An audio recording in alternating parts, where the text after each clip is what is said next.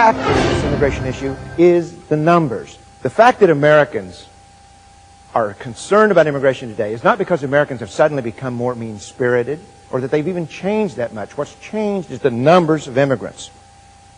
Now listen to these numbers. In the 40 years prior to 1965, we had an average of 178,000 immigrants per year. Now I call that the golden era of immigration because I can find no time in history when immigrants were so welcomed, when they assimilated so quickly, or when they did so well. Because we had lower immigration, we had a tighter labor market, which means that we had to pressure on more capital investment, we had pressure for higher productivity and higher wages. And because of that, we became a middle-class society during that golden era of immigration. And what's really wonderful about the golden era of immigration is that it's the only time in American history that there was a sustained, significant increase in the income of black Americans, and that increase was even faster than the increase for white Americans. Tight labor market's the best friend that any worker ever had. But in 1965, Congress changed the immigration law and inadvertently sent the numbers skyrocketing. Between 1965 and 1989, we averaged more than 500,000 immigrants a year. Nearly every aspect of American society has changed because of that rapid increase. The polls show us that between 70 and 80% of Americans say immigration ought to be cut. And yet, Americans have not really spoken out that much about legal immigration. And I think the reason is because most of us have immigrant friends.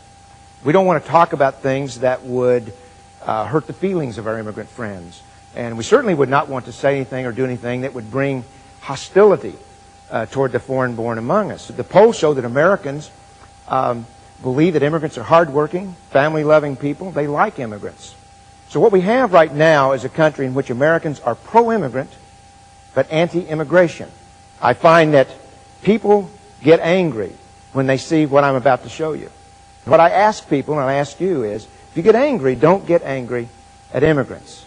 If you're angry, the place to put your anger is on public officials who have set immigration numbers without regard to their effect on the American people.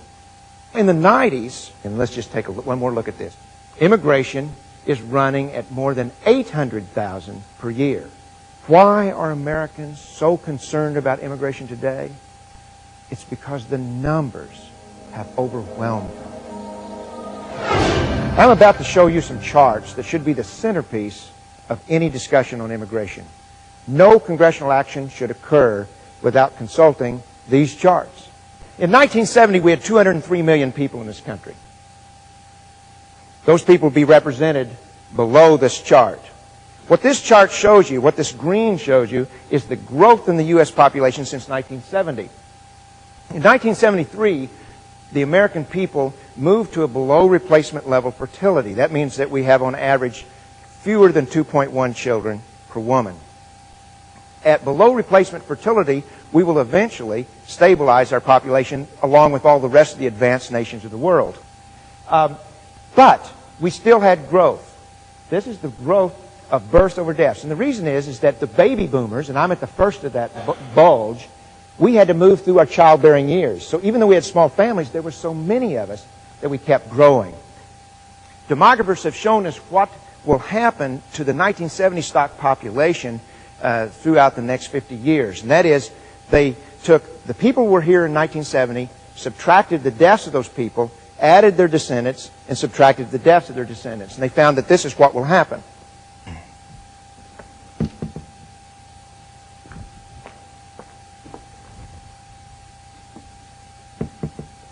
Now, as you can see, the population by right now is very slowly growing. In the next 5 years, it's going to stop growing. It'll grow a little bit more with the baby boom echo. And then it reaches a peak of 247 million in the year 2030. This is not a zero immigration level, however. This is replacement level immigration. That is, replacement level fertility is when you have the same number of people being born as are dying each year.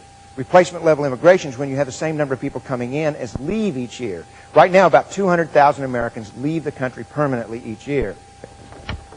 This is what the Census Bureau tells us actually happened in the last 20, 25 years.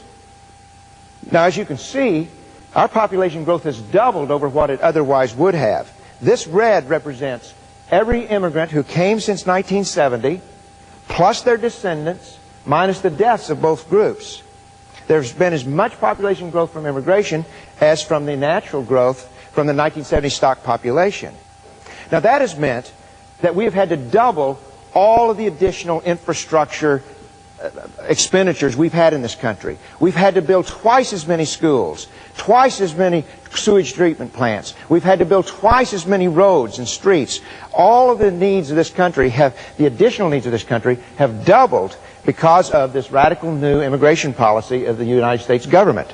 In California, the State Department of Education has found that they have to build an entire elementary school every single day of the year.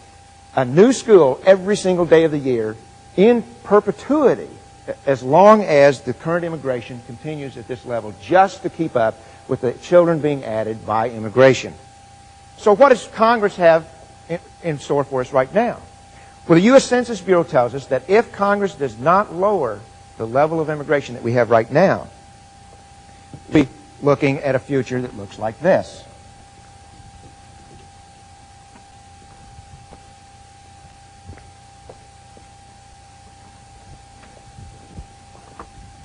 As you can see, the numbers go completely off the charts.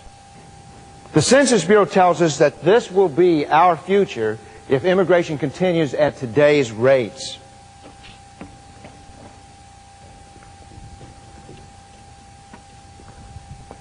And this is what we're bequeathing to our children and our grandchildren by the middle of the next century.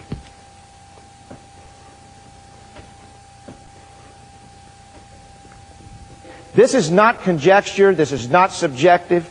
This is not what might be. This is what will be if Congress refuses to lower immigration to something like a traditional level. There are some Americans who have very sincere feelings that we have to bring in immigrants in order to show our concern for the third world. Is immigration an effective tool?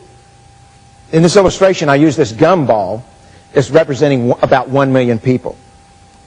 Now, 1 million people is about what we take in a year in immigrants.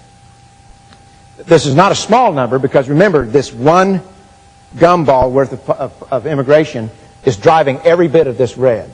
And each year, in our magnanimity, we try to rescue about this number from third world poverty. But how many people in the world are equally deserving of this kind of humanitarian concern on our part? Well, you got to have some kind of benchmark, and I use Mexico. 25% of the immigrants in the 1980s came from Mexico. Depending on the value of the peso at the time, the average Mexican makes about 1/10 the amount of money that the average American makes. That's poor. I would say that's deserving of our compassion. But how in the world are more impoverished than the average Mexican? And the answer is 4,600 million people. 4.6 billion people in the world are more impoverished than the average Mexican.